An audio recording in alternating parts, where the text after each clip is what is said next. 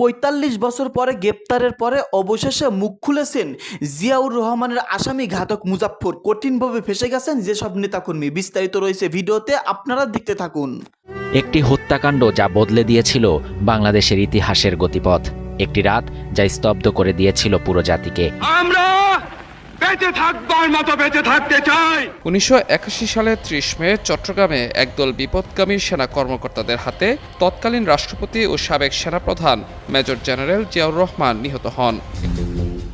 শহীদ রাষ্ট্রপতি জিয়াউর রহমান হত্যায় জড়িত ৪৫ বছর ধরে পলাতক মেজর মোহাম্মদ মুজাফফর হোসেনকে আটক করেছে পুলিশ। মেজর মুজাফফর হোসেন নামে একজন ব্যক্তি অতি সম্প্রতি গ্রেফতার হয়েছে। দিন আগেই স্বরাষ্ট্রমন্ত্রী বললেন ৪৫ বছর পালিয়ে থাকার পরে সাবেক রাষ্ট্রপতি জিয়াউর রহমান হত্যাকাণ্ডের সঙ্গে জড়িত মেজর মুজাফফর, যাকে গ্রেপ্তার করা হয়েছে, তার বিচার সেনা আইনে হবে।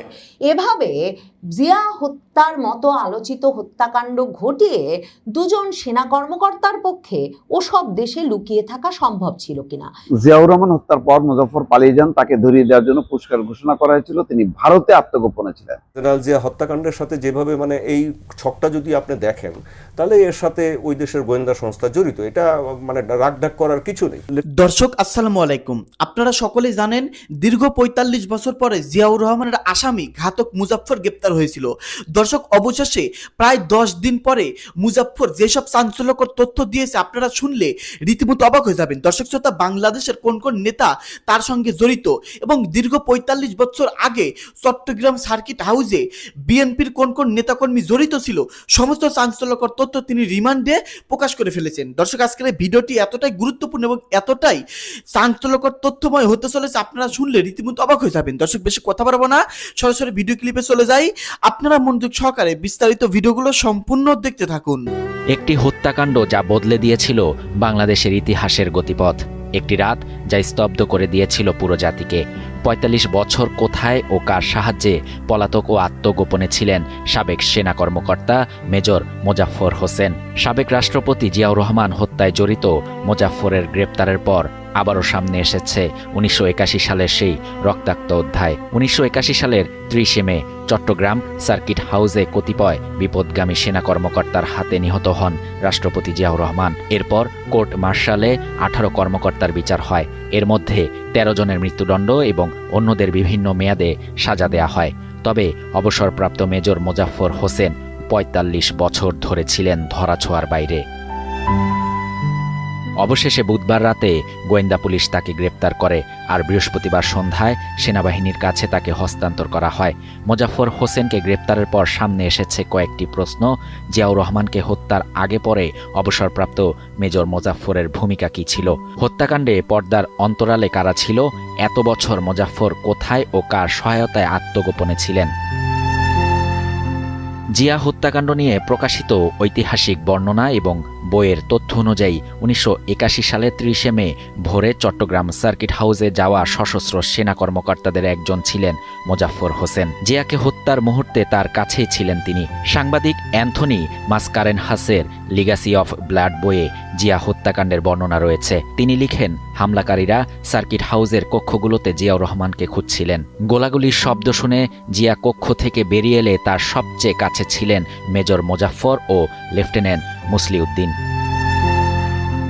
মাসকারেনহাসের বর্ণনা অনুযায়ী জিয়া হত্যাকাণ্ডের প্রায় ১ ঘণ্টা পর মেজর মোজাফফর, মেজর শওকত আলী ও মেজর রেজা সশস্ত্র সেনাদের নিয়ে আবার সার্কিট হাউসে যান। এছাড়া চট্টগ্রাম সেনানিবাসে মেজর জেনারেল এম মঞ্জুরের দপ্তরে অনুষ্ঠিত বৈঠকেও ছিলেন মেজর মোজাফফর।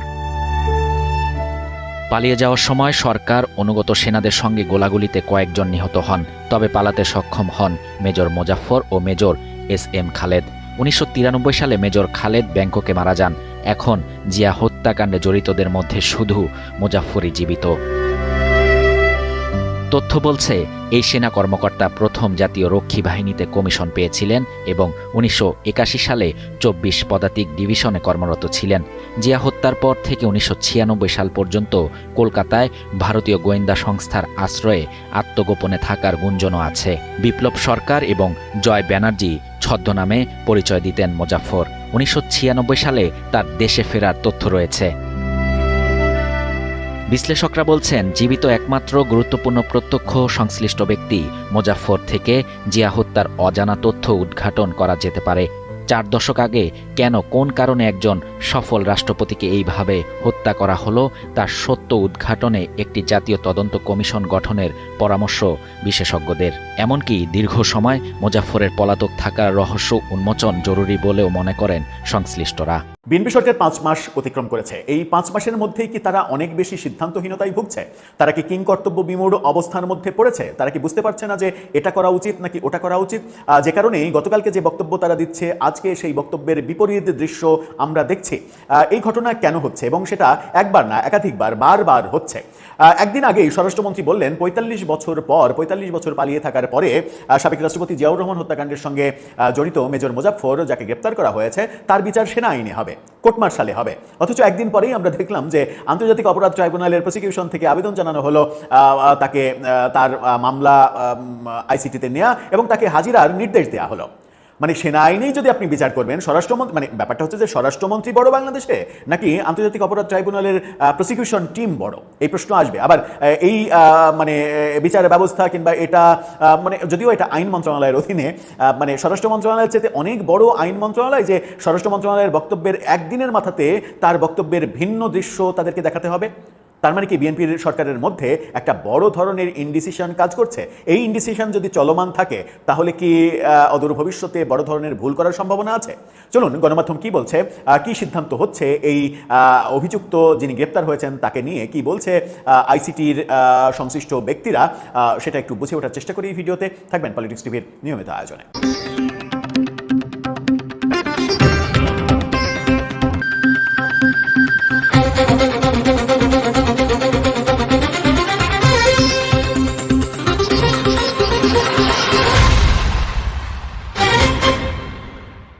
দর্শক, বলছিলাম একদিন আগেই বলা হলো সেনা হেফাজতে প্রেরণ করা জিয়া হত্যাকাণ্ডের আসামি, তার বিচার মার্শাল্লাতে হবে, মানে কোর্ট মার্শালে হবে।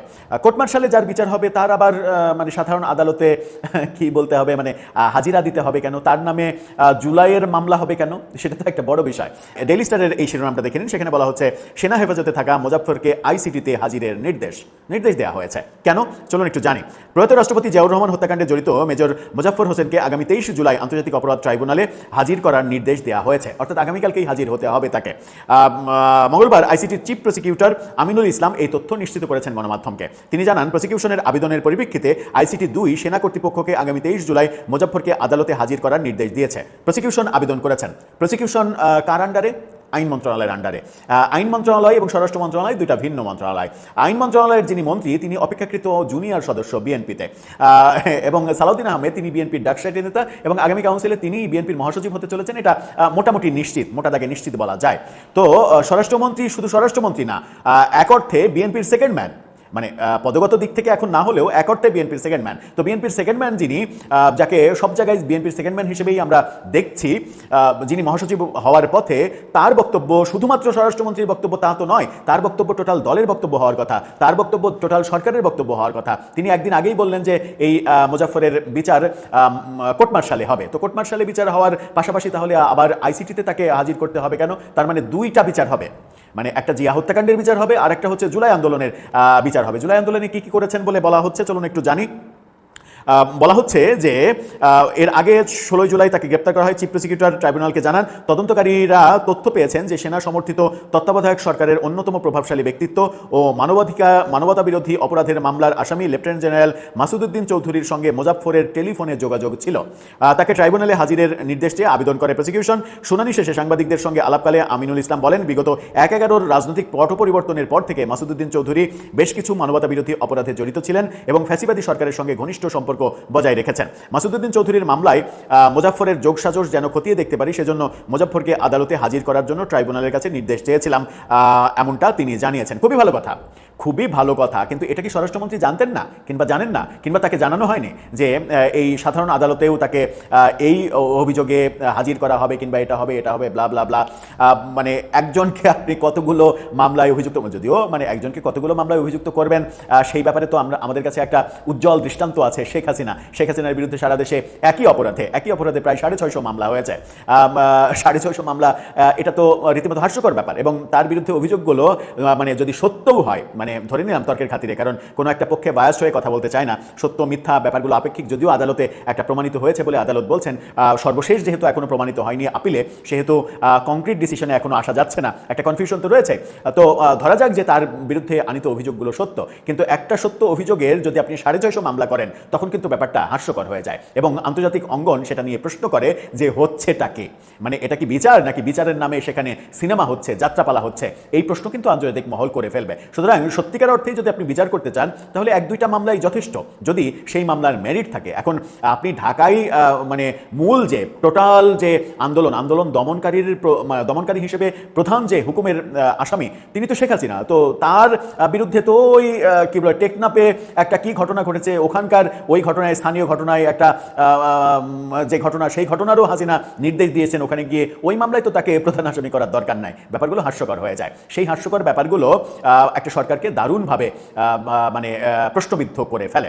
এখন অন্তর্বর্তী সরকারের আমলে অনেক কিছুই হয়েছে। আমার মনে হয় যে বিএনপি সরকারকে অনেক সুস্থিরভাবে অনেক ভালো সিদ্ধান্ত নিতে হবে, নতুবা এই ধরনের কনফিউজড ক্যারেক্টার যদি মনে হয়, তাহলে তাদের পক্ষে সামনে এগোনোটা অনেক বেশি কঠিন হবে। এমনিতেই বিগত চিফ প্রসিকিউটর যিনি ছিলেন, তার বিরুদ্ধে অভিযোগ রয়েছে তিনি সেনাবাহিনীকে এবং সেনাপ্রধানকে সরকারের মুখোমুখি দাঁড় করানো এবং সরকারের সঙ্গে সম্পর্ক আরও খারাপ পর্যায়ে নিয়ে যাওয়ার মেটিকুলাস ডিজাইন সাজিয়েছিলেন। কারণ সেনা সদস্যদের অপরাধ, সেটা সেনা আইনেই হবে বিচার, এবং কোর্ট মার্শালে হবে, এটাই আইন। তাদেরকে আপনি আন্তর্জাতিক অপরাধ ট্রাইব্যুনালে হাজিরা দেয়া এবং সেটা করেই ছাড়া, পণ করে বসা যে আমি এটা করেই ছাড়বো, সেই পণ করে বসা, এগুলো কিন্তু খুব একটা ভালো লক্ষণ নয়। এগুলো বলে দেয় যে অযোগ্য লোকের হাতে দায়িত্ব পড়েছে, তাই সে তার ক্ষমতা জাহির করে বোঝাতে চাইছে, দেখ বেটা আমার কত ক্ষমতা। কোনো যোগ্য লোক কিন্তু এটা ভাবে না, দেখ বেটা আমার কত ক্ষমতা, কারণ যোগ্য লোক জানে তার ক্ষমতা সত্যি।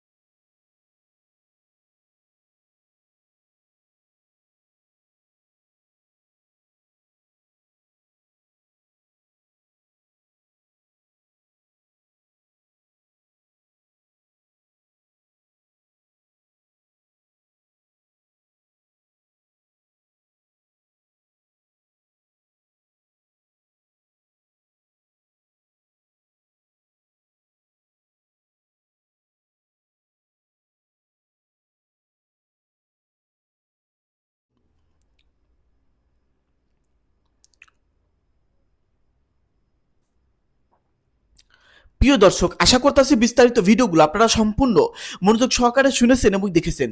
প্রিয় দর্শক, আজকের এই ভিডিওতে আপনারা যে আলোচনাগুলো শুনতে পারলেন, ঘাতক মুজাফফর তিনি কি তথ্য দিয়েছেন, তিনি কিভাবে গ্রেপ্তার হলেন, এই 45টা বছর তিনি বাংলাদেশে কিভাবে লুকিয়েছিল, তাকে কে ছায়া দিয়েছে, কোন নেতার ছায়াতলে তিনি ছিলেন। দর্শক, নানান ধরনের তথ্য প্রতিবেদনে শুনতে পারলেন। সেই সাথে ঘাতক মুজাফফরকে রিমান্ডে নেওয়া হয়েছে, কারণ তিনি আরও কার সঙ্গে এমন কথাগুলো শেয়ার করেছিলেন ওই সময়ে, যার নির্দেশনায় এমন কাজ করেছিল, কার নির্দেশে এমন কাজ করেছিল, কত টাকার বিনিময়ে এমন কাজ করেছিল। দর্শক, সমস্ত কিছু আজকের এই ভিডিওতে অনেক কিছু জানতে পারলেন এবং আস্তে আস্তে অনেক তথ্য জানতে পারবেন। ঘাতক মুজাফফর গ্রেপ্তার হয়েছে দীর্ঘ 45টা বছর পরে। হয়তো সামনে আরো কিছু গ্রেপ্তার হতে পারে, কারণ তিনি মুখ খুলবেন, তাকে মুখ খোলাতে বাধ্য করা হবে। দর্শক, এই সম্পর্কে আপনাদের মতামত কি? আপনাদের মূল্যবান মতামত ভিডিওর কমেন্ট বক্সে লিখে অবশ্যই জানিয়ে দিবেন। সকলে ভালো থাকবেন, ধন্যবাদ।